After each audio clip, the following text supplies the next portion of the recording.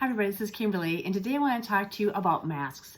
Thank God we're at a time period right now where we don't need to be wearing the masks, but there is a time possibly coming in the future again where we may have to be re-wearing masks again, and especially for kids that are going to school.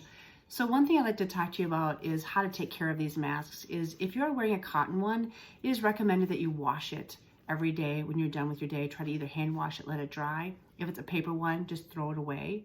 And consider getting smart silver. This is a nanoparticle of silver. It is not a colloid. A colloidal silver is different sized particles of silver that are all different sizes. A nanoparticle is all the particles are the same size. So I tend to use a nanoparticle, which is 25 parts per million, and put it into a little squirt bottle like this.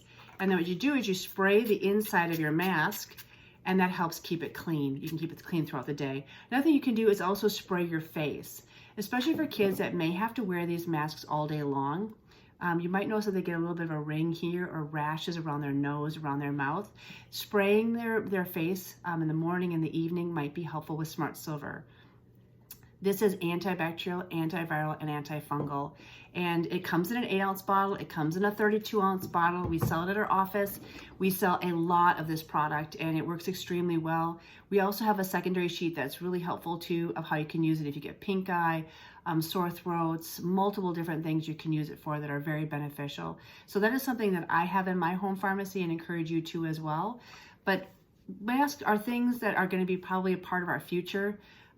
So if you feel like you have to wear a mask or your kids have to wear masks in the future going to school, I recommend getting some Smart Silver so you can spray these masks, keep them clean, keep their faces clean so that they don't break out with a rash as well. I hope this is helpful. Feel free to leave comments down below and let us know how we can answer some of your questions. But thanks for watching.